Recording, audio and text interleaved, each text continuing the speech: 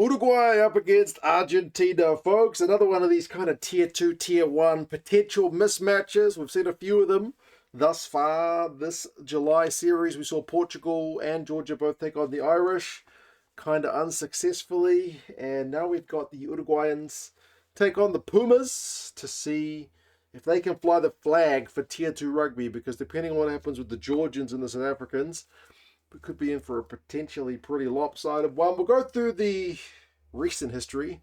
It's just the one game really that's kind of recent, and you guys can let us know your thoughts on how it might be going to go. The last time that was just last year. Pumas played a relatively inexperienced side. They gave a few debuts, and it was 79-5. I don't remember a heck of a lot about that game, but I remember one of the Pumas loose forwards running riot, and I think it was Ignacio Mendy on debut, got a few tries. 79-5. I've written it that way, but it was in Uruguay, so it was an away win.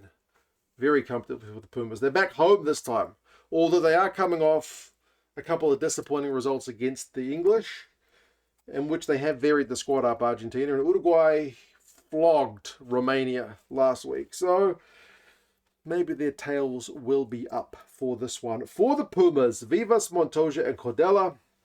Vivas is the only change to the front row, coming in for Gajo on the loose head. So they're not pulling any punches here, the Pumas. It's a pretty strong front row for them. Petty and Rubiolo, same second row. So very stable type 5. I guess Contepome is looking for an increased performance level from these guys to shake off some of the rust that they were experiencing against England. Matera switches to 6. Grondona, that's Benjamin, is in at 7. He's up from the bench after he got his debut last week. And then Moro is there at number 8. So Matera is the only stable guy in the back row, although he is in a different jersey number.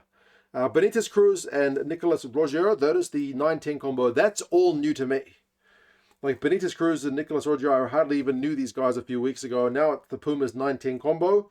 So we'll see what they can pull off when they're going to likely have 4 dominance. Picardo has been getting some good game time and has impressed at 12. And then Moroni is switching from the wing to his more familiar midfield spot. I'm more comfortable seeing him there.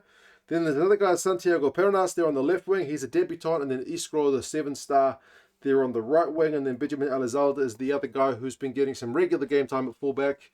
I don't know that he's been exceptional just yet, but it'd be nice to see him also be able to get a bit on the front foot. Replacements-wise, they've brought in Tetes Chaparro and Chisco Coria as the 2 prop replacements who didn't play last week. Paulos is still there. And then there's another guy, Nicolas Demorim.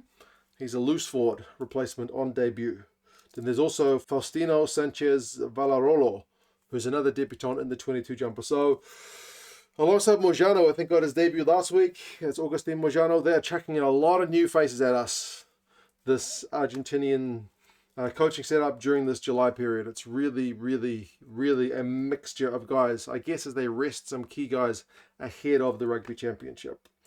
For the Uruguayans, it's a squad that I am not that familiar with. The first 2 names that I was looking for were Santiago Arata. He's not there. Apparently, he's also being rested. And then Baltazar Amaja, also not there. I only remember that guy from the World Cup a few years ago.